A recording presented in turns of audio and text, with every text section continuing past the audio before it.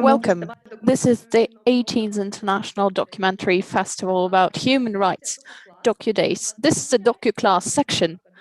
My name is Julia. I'm the programmer for DocuDays.ua. Today, we mark a highlight. This year will be the 30th anniversary of Ukraine's independence. And it's an unusual day today because we are going to talk about a very relevant subject for Ukraine and somewhat painful. We will talk about public polarization, about ways to overcome it. And this event is called History for the Future, Visual Storytelling as a Way to Overcome Polarization. It's a workshop by the Arena Project and the Public Interest Journalism Lab. The Arena project is affiliated with Johns Hopkins and the London School of Economics. And it's also affiliated with the Public Interest Research Lab. They present visual storytelling as one of the ways of overcoming social polarization. The presenters today will share their research findings vis-a-vis the history of Ukrainians, how they feel about polarizations and what opportunities visual storytelling presents to overcome that polarization. So here with us today, we have wonderful Natalia Gumenyuk. She's a Ukrainian journalist. She's a founder of the Public Interest Research Lab. From 2015 until 2019, she was the head of the NGO of Hromadske TV. She's also the editor of project run by Hromadske and the LSC called Beyond East and West. She penned the book, The Lost Island Reports from the Occupied Crimea, and the book called Maidan Tahir in Search of the Lost Revolution. Welcome, Natalia. Also here with us today, we have Peter Pomerantsev. He's a visiting senior fellow at the Arena program of the Johns Hopkins University, a writer, a TV producer. He is the author of multiple publications for Financial Times, London Book Reviews, Politico, The Atlantic, and many, many others. His book about Russian propaganda, Nothing is True and Everything is Possible, was awarded with the prize by Literature Society. And last year, his book came out, This Is Not Propaganda, Adventures in the War Against Reality, and received the Gordon Byrne Prize. Welcome, Peter. We are delighted to have you here with us. And thank you for being willing to share your research findings. So, Natalia, over to you then. You have the floor, and we look forward to hearing more from you. Welcome, everyone. In a moment, I'll hand it over to Peter to do the introduction, because we worked on a research project for some time. How one discusses history, how does that work? And this could be useful for those who do documentaries, for those who capture the reality, for those who work with all complicated things. So, Peter, could you share something with us, please? Why should it be interesting for documentary filmmakers to listen to what we found out? What place is there for documentary filmmaking to overcome polarization? Thank you, Natalia. I will speak in Russian. I was born in Kiev, but my parents left the country when I was 9 months old. Obviously, they speak very pure Ukrainian. I managed to preserve Russian, though, and I regret that my Ukrainian is so rusty that I switched to Russian, even though Russian is not my mother tongue either. It's my second language, not even second, though.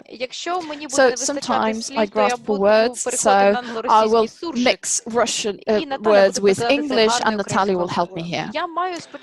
First and foremost, I need to introduce Arena to you. Yeah, and then I'm going to jump in here. Then you can show the slides, right?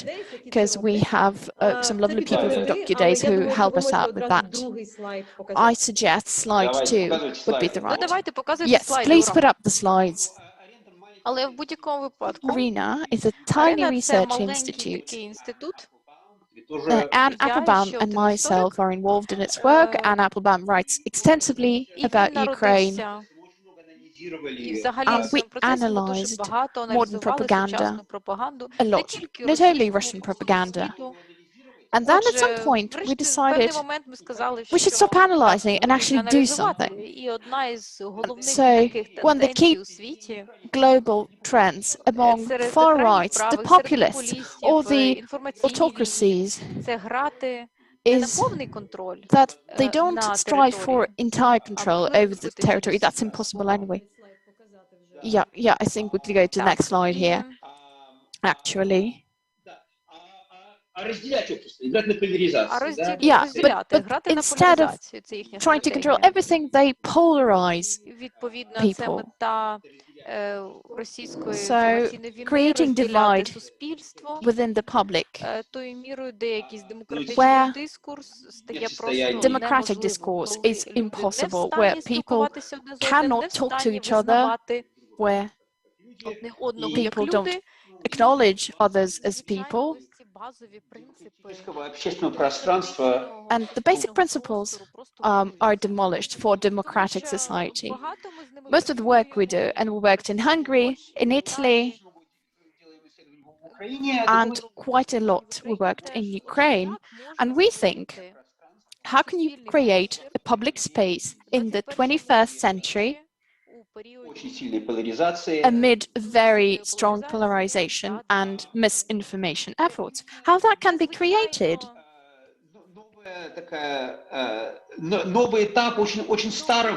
And this is a new phase of a very old struggle, I would say.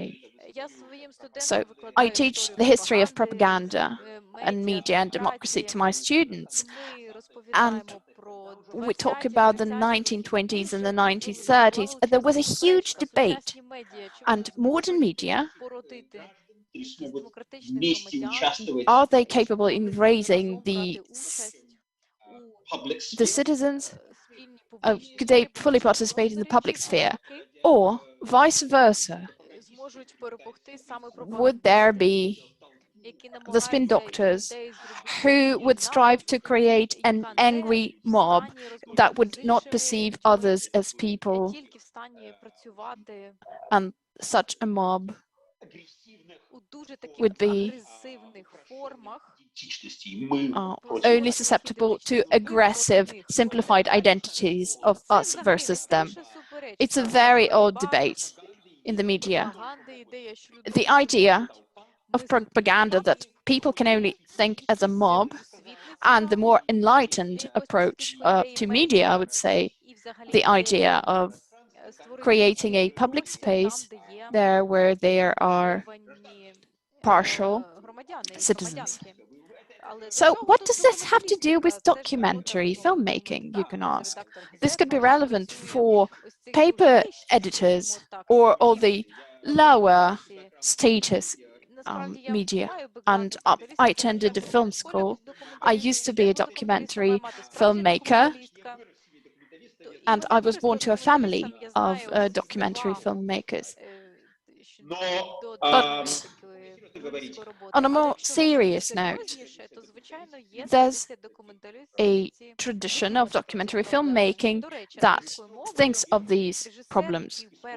The director who used the first word of documentary filmmaking, and he was the forefather of American filmmaking. This is what he actually says. He writes about the role of documentary filmmaking.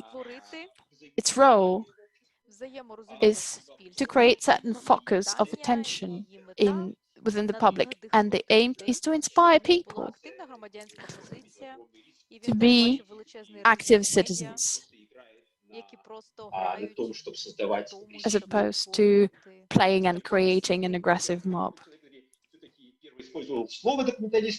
So this person first coined and used the word, then he created the BBC tradition of documentary filmmaking. So there is an important role that can be played.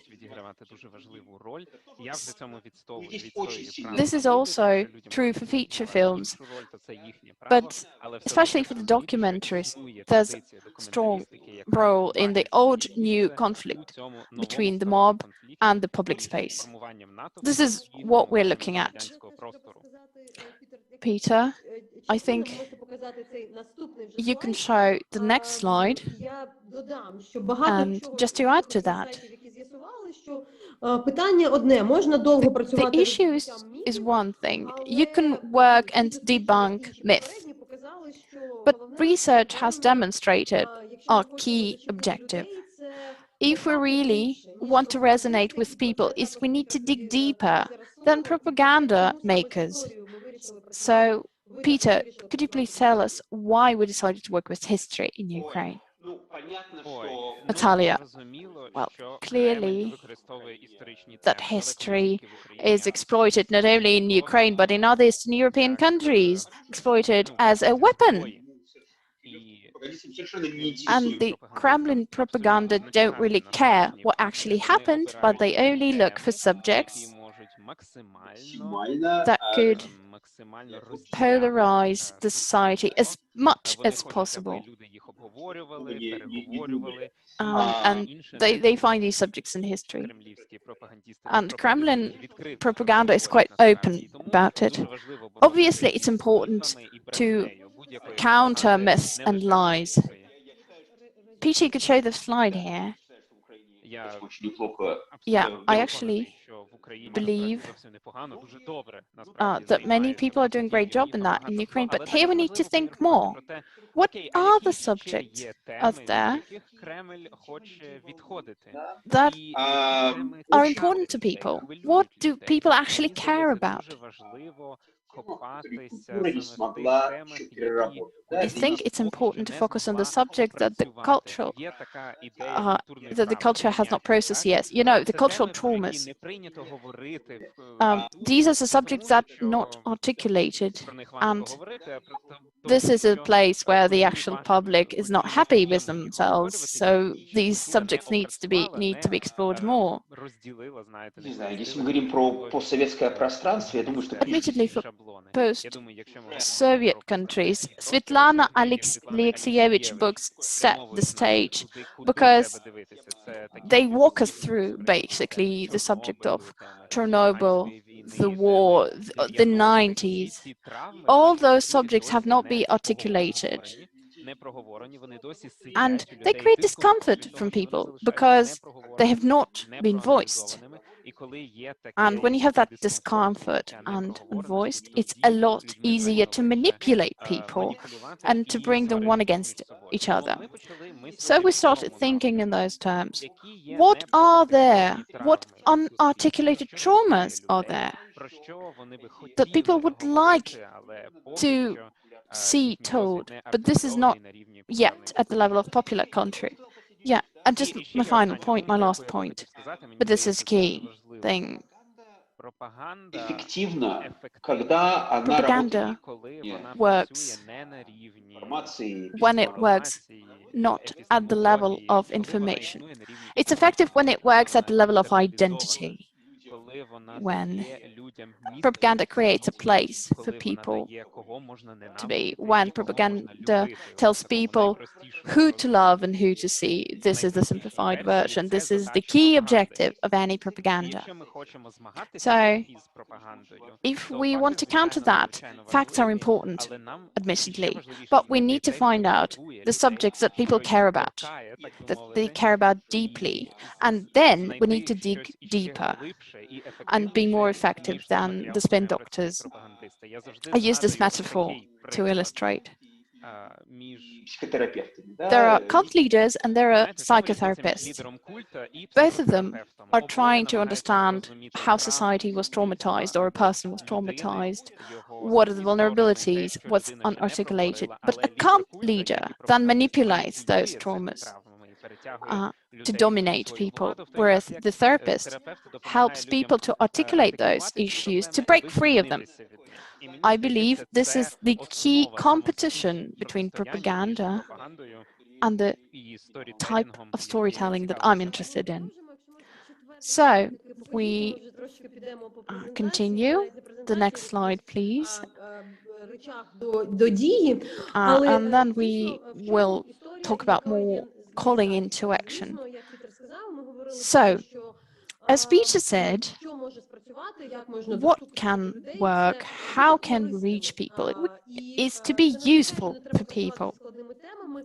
I don't mean abandoning complicated subjects, but if we simply debunk myths, we can strengthen that agenda, whereas what we actually need is to work with the audience.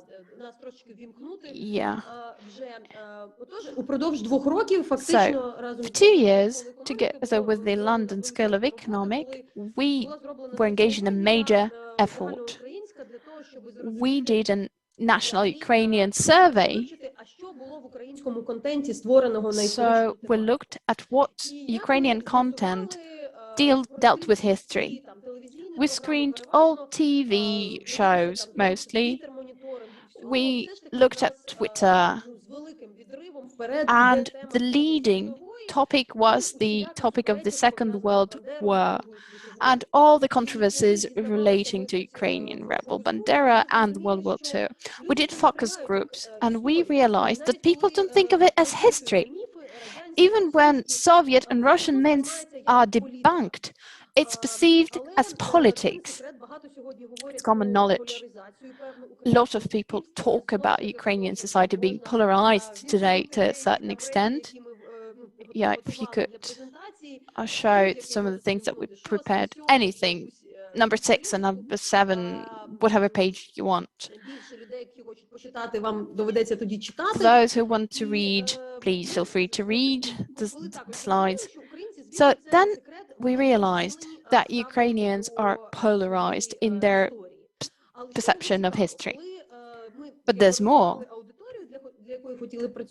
We looked at the audience we wanted to work with, and the sociologists created the following breakdown. There were 4 groups: young, educated, urban population of the Western Ukraine, young, educated, urban population in the east and in the south of Ukraine, and then rural, elder population, also in the west and in the east of Ukraine.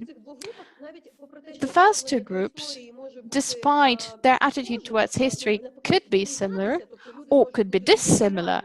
So people can hold very polar views vis-a-vis the USSR. They can be nostalgic, or alternatively, they could hate the USSR, the Soviet Union.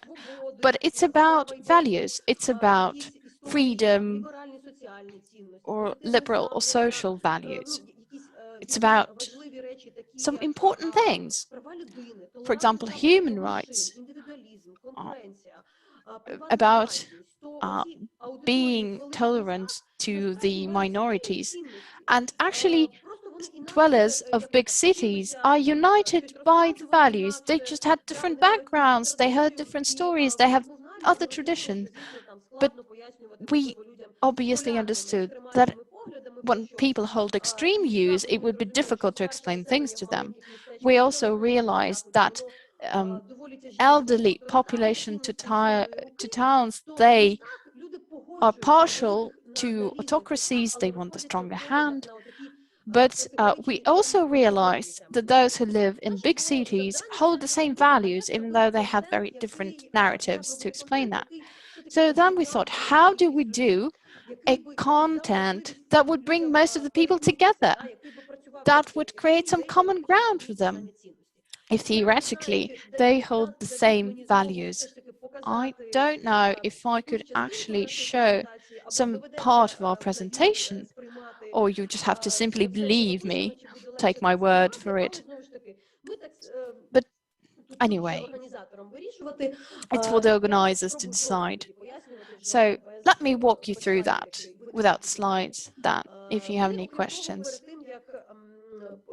спрацювали з фокус-групами. We worked with focus groups in the city of Odessa and Kiev.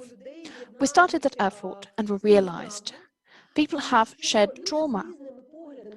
People who hold different views start to be very partial when they talk about the war in Afghanistan, about the Chernobyl disaster, about the 90s experience of the turmoil that happened. And there's a strong desire for freedom in Ukraine, and there's faith in belief, no matter what language they speak or where they live. But there's the potential of big urban population. We talked to the historians and to sociologists, and we decided to look for more topics and subjects that are often polarizing, like the Second World War. Not to say that you shouldn't work with the topic of the Second World War, that is, but we tried to look for more to create a small-scale content related to other subjects, but we wanted to test that content through targeting and online surveys. Have the belief that something that can work for people who are outside your bubble, that could potentially feature a greater number of people. We wanted to measure the level of trust and the level of audience engagement. Give me a hint if we could actually show the presentation, or if it's impossible, because I'll amend my talk. Please let me know. This is a request to our team. So in that case, we created this 16 videos, and I'll mention the topic in a bit. So you want the slide numbers? Okay, slide 10 and slide 11. Could you show the slide number 11? And we understood. Той контент, який ми робили, спрямований, я потім розкажу зараз головна наша частина, розказати, якими способами ми aim is to describe the ways how we achieved it, but we produced a number of stories about the traumas of late Soviet period, about the 90s, about protest movements. Викликають великий інтерес у аудиторії. These videos elicit a lot of interest among the audience, and the level of trust to them is way higher than the control video. I'm talking about slide 11 here. And this is what we did. We did a targeted video using ideal parameters. And we also used good, meaningful stories, very slick made stories or covering, let's say, Second World War. And there was a huge gap in the trust of the audience. The level of trust for control video was a little over 50%. The level of trust to our content was more than 75, up to 90% at the level of trust, even. Therefore, we realized that people have greater trust to the videos and stories that were produced on subjects that are not so polarizing. So not about the Afghanistan war or the Chernobyl disaster, because in that case, people hold different views. They appreciate the adaptiveness. They appreciated the fact what was done. And besides, we made a part of our content saying that, implying that Ukrainians really appreciate the content highlighting their struggle for their rights and their protests. So when we were making the content about Afghanistan, we were making videos about the injustices faced by the fighters and the soldiers of Afghanistan rather than the political evaluation of the war. And we see our research shows that if we emphasize this success, then these if we emphasize these stories on civil rights, we see a great potential for national unification.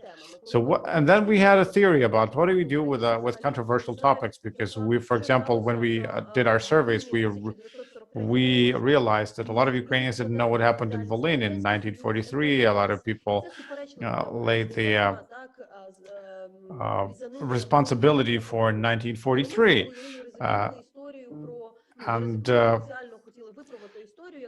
And we wanted to kind of correct the story of a Ukrainian woman whose father was saving the remains of the killed Polish soldiers.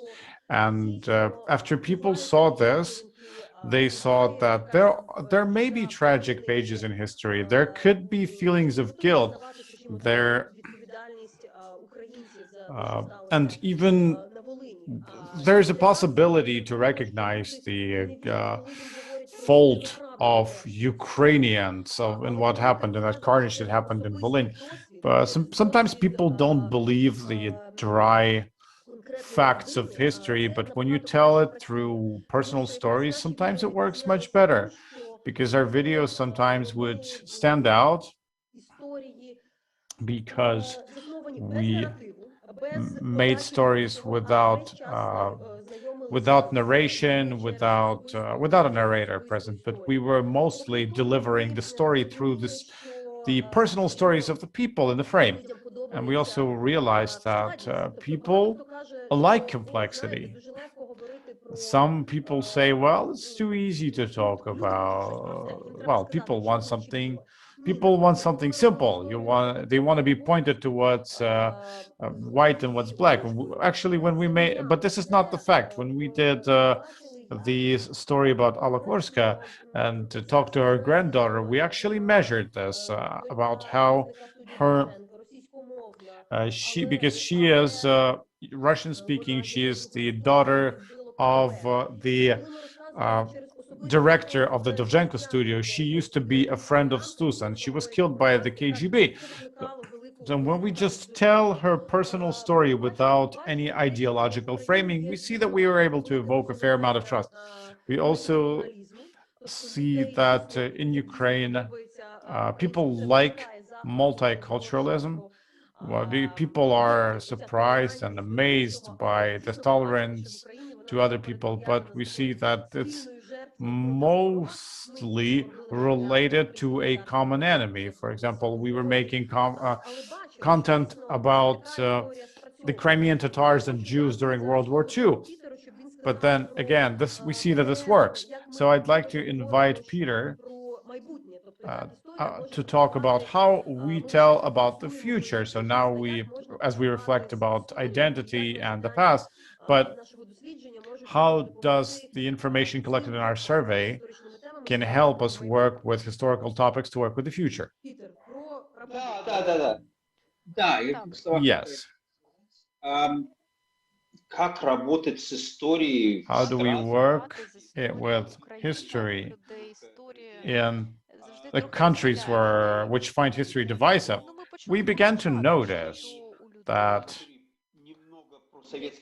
people who are somewhat pro-Soviet, not radically pro-Soviet, but somewhat pro-Soviet, must have some Soviet nostalgia.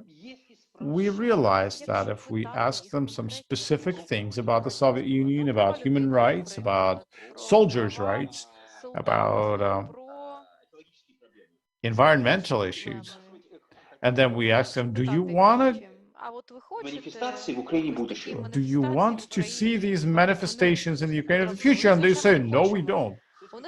They still believe that the Soviet Union was overall better in terms of values, but if you ask them about specific things,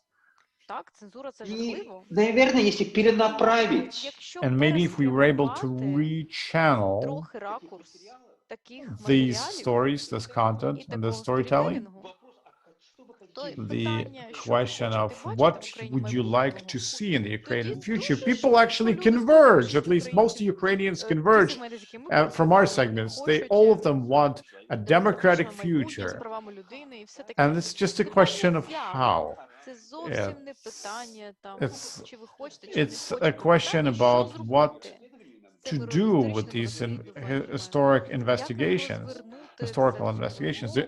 If we turn them around into a conversation about the future, it turns out to be more constructive. But when we talk about identity, it appears not to play such a major role, all this nostalgia and these feelings. But when you talk about the future, we start talking about the facts. We start trying to discuss about what kind of future people like, and the form of discourse will change right away. The discourse about identity is very complex. It's not black and white. It's very difficult to work with. But if you pragmatically talk about the future, it becomes quite different. Also, can you show slide number 20 very briefly, Peter? So can you explain why we made this study and how documentary filmmakers can use that? How can documentary filmmakers utilize it? Just let's explain. Yes, how do documentary filmmakers can use it? Well, not only documentary filmmakers, but also anyone who works with culture. Well, what we're trying to achieve, we have is a lot, even though we are a small experimental project. Well, we actually try to achieve two things. First is how we evaluate success. I believe that if we really want to build a patriotic space, it has to be dedicated to the entirety of society. I'd like us to think about success differently. Success is not just making content which is liked mostly by the people who agree with you anyway. There is a lot of research saying that it's very easy to drive engagement and a lot of response if you just tell people what they already want to hear. So the content has to be interesting both to the people who support you and to those who don't, so that you can engage people who are living in a completely different informational reality. That's number one. Number two, we have to care about the quality about these reactions. You know, it has not just the upvote, downvote. This is this kind of fascist logic. This Colosseum, you know, up and down, pro contra. And it's built on the psychology of the crowd, you know, he lives or he dies. And to the exclusion of all other options. But we need to think about quality of these reactions and engagements. To which extent do they help build understanding and trust and build a quality of discourse that they could provoke? How is the discourse that they helped build? Is it built based on democratic values, or does this content just build more fear and hate? And this is probably part of the bigger philosophy. Well, there is practical application besides that. When we were working, and we specifically made it in Ukrainian as well. It's called from memory wars to a common memory, to a common future. There's a number of topics that really evokes interest. And these topics were for some reason bypassed and not covered at length. And for example, we made very short Facebook stories, and the ones that resonated very well, and we're not talking about boring content, they can become a basis for television programs and feature films and documentary series, and all of this needs to be worked with. Я попрошу теж вже a далі similar наступний model. наш And 21 I'd показати. like you to Так, show навіть не slide number 21, 21. я Actually, it's перепрошую, not 21, 21 but actually 21. І я трошки продовжу зараз. And let me Ми зробили continue. це дослідження ще, завершили We його влітку. І вирішили, що finalized треба the трошки study in the продовжувати. summer, and then we realized that we have Зараз, to звісно, go робимо forward. для, We have to continue. Документальний серіал до 30-ї And now we're річниці making a незалежності documentary України, series dedicated to окремо про Ukraine's історію, 30th anniversary of Ukrainian independence, and it's about the story of the first years of Ukrainian independence, telling this story that we've seen in our study, meaning that you have to tell people what it is that made us stronger. Next slide, please. We have seen that it's a common coming of age experience, and people want to talk about this. So we started working on a cycle, and when we started researching this further, we realized that the history of the late 80s to the early 2000s, it has been mostly created by Russian journalism. The best thing that we have is the Chernobyl series. Plus, this story is fully politicized, and we understood that on the internet, which was not there much in the 90s, the internet does not have any quality stories told by those who have lived to witness these stories. We have finally arrived at a time when the 90s have become fairly distant history, and where our parents and people who lived then, they know they have something to say, and there's a whole generation that grew up without knowing what the 90s looked like. So for them, it's interesting, and they want to know about it. So now we understand that this fabric of the renovation or restoration of Ukrainian independence was very interesting. But maybe you don't know about the environmental activists and the tion, for example, or we don't know about the actual return of the Crimean Tatars, because we really didn't care about this. We had quite a full plate, a lot of on our plate on our own. The same about the veterans of the Afghanistan war. And all of this is a part of history which very much deserves to be told. So we decided to talk about 9 stories. So there are some a film about miners, some films about the women who went into trade, who went into shuttle trade. We also see that Afghanistan, the veterans of Afghanistan, they were really against the war in Afghanistan, but they are not used to talking about the war. But then their children also fight in the Donbass, and they also fight in the Donbass, but they don't want to talk about the war.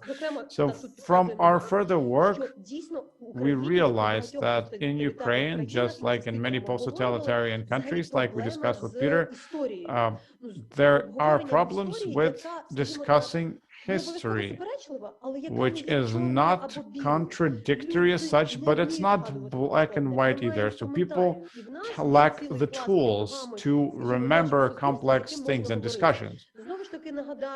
And I'd like to remind you that it's not about the Brigada TV series.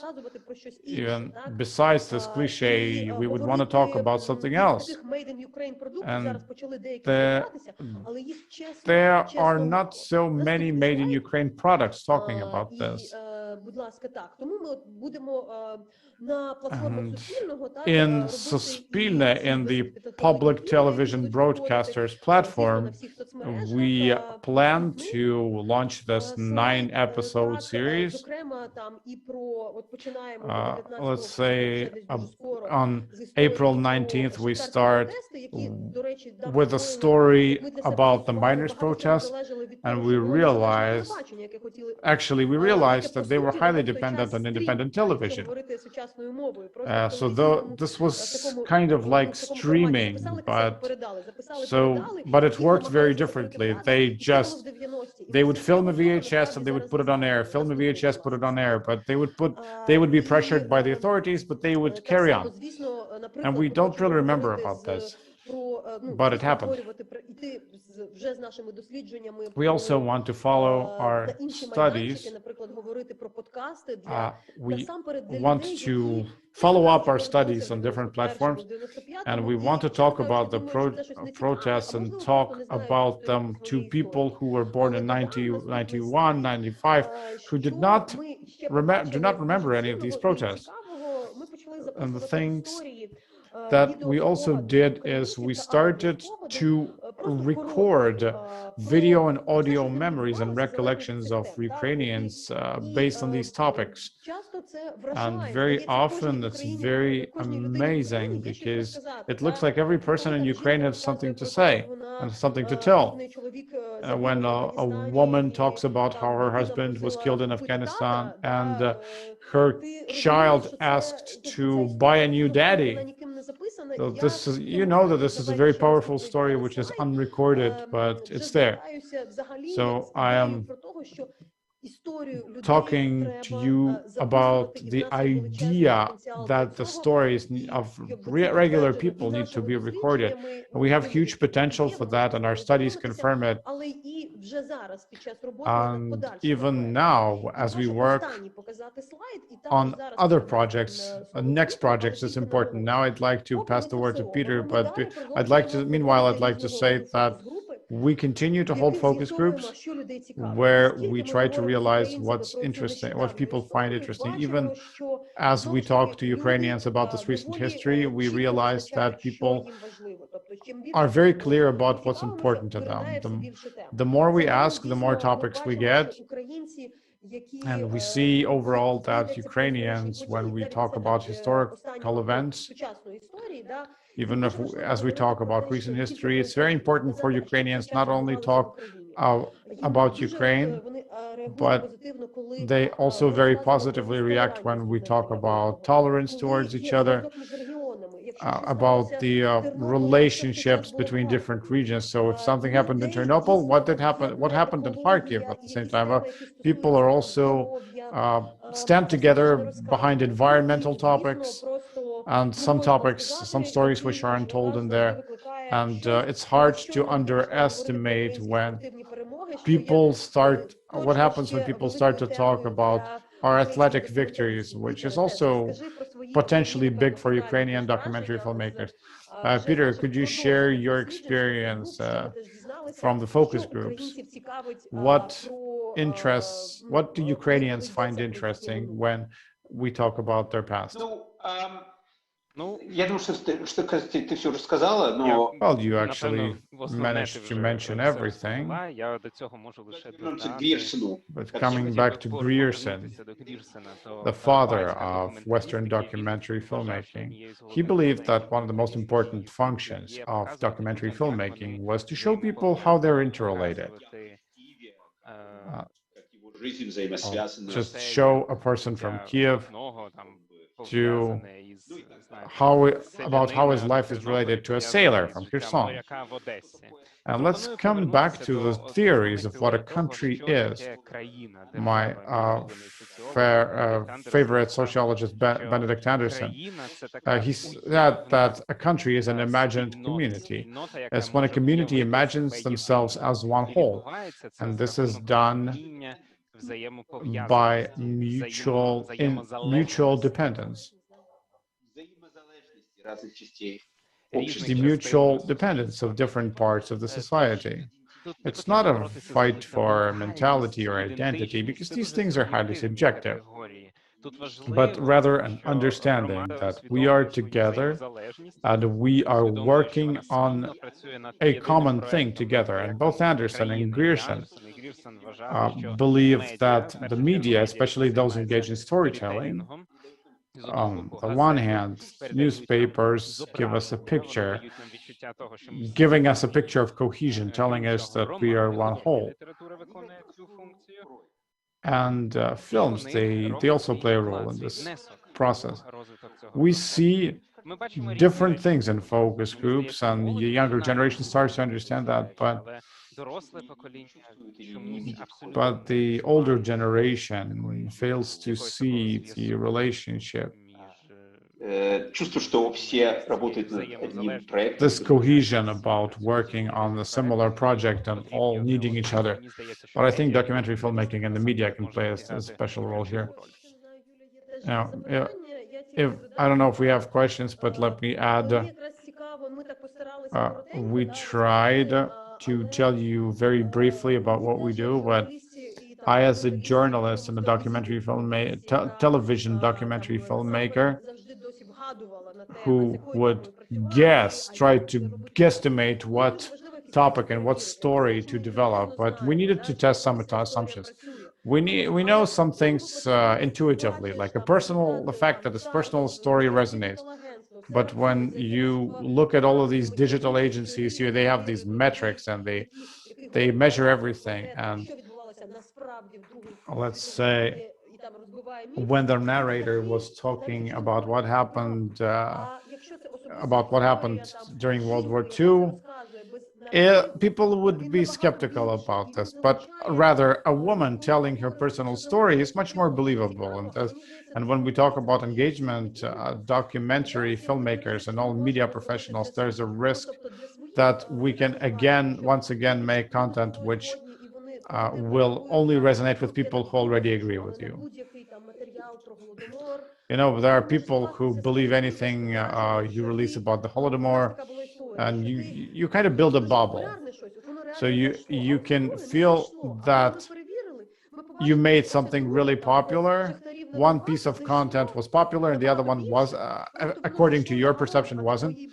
But it's interesting that when you verify and you double check, you see that the first piece of content actually resonated in your bubble and the other one actually resonated elsewhere. That's why you didn't feel it. But like I said, there's now we're working on this our 30 years project. I think this is a treasure trove of people around us, and this is the time that we need to document. There's a little wall of ice we need to break through, but we were looking for these shuttle trade women, you know, these women who went to Poland to trade, and they're a little shy to talk about this, but when you start asking them one question after another, you start hearing stories, and each story actually is worthy of a documentary film. But whatever is non-standard and whatever you is bypassed,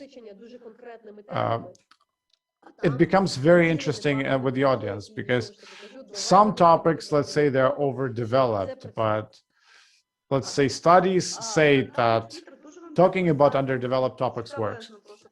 Peter, Natalia, thank you very much for a very interesting presentation and conversation. We have some questions from the audience. Now, Dasha Stakos is asking, can you share the links to your studies and whether these study materials are open?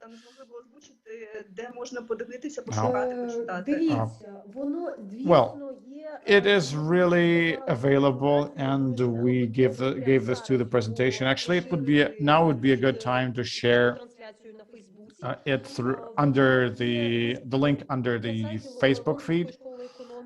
On the site of the London School of Economics, the study is available, and the Arena Projects website also has it, and it's called Public Interest Journalist Laboratory, and it's actually translated into Ukrainian, even in LSE. It has been made public because everything that we make is public domain. So we're not making these projects for ourselves. Svetlana Покінь-Борода has a little comment and then a question. She says, I totally agree about the authoritarianism between, let's say, with the older generation. That's why there are so many conflicts between different generations. Do you believe it's worth showing some traumagenic cinema about the Soviet Union to the people who are traumatized by the Soviet Union? Wouldn't it cause re-traumatization? So when we're talking about our attitude towards the USSR, we actually understood that when we saw this divide towards the attitude to the USSR. So it's like a line of divide. Some people are starkly for and some people are starkly against. And some people believe that they lost a lot. It's not like they love the USSR per se, but they feel like they lost something. But when you start confronting them and telling them that this was bad, it actually causes a negative reaction and people just shut down. But when we were talking about Afghanistan, even with people who are nostalgic about Afghanistan, you ask them, would you like people to go and die in an unannounced war? And they say, no, we don't. We want the rights of the soldiers to be protected. No, we don't want to have this hush-hush like they had during the Chernobyl catastrophe. So, when you tell them, USSR is bad, we need to, or we talk about Alla Horska, that she was killed by the KGB, people just run away. But when you talk about this through personal stories, people are actually willing to perceive this. The same was when we were talking about the women of the 1960s who coded, who wrote software. It was very like Katerina Yushchenko and the other software developer. It's important to tell people that there were good things about the Soviet Union, but there was also censorship.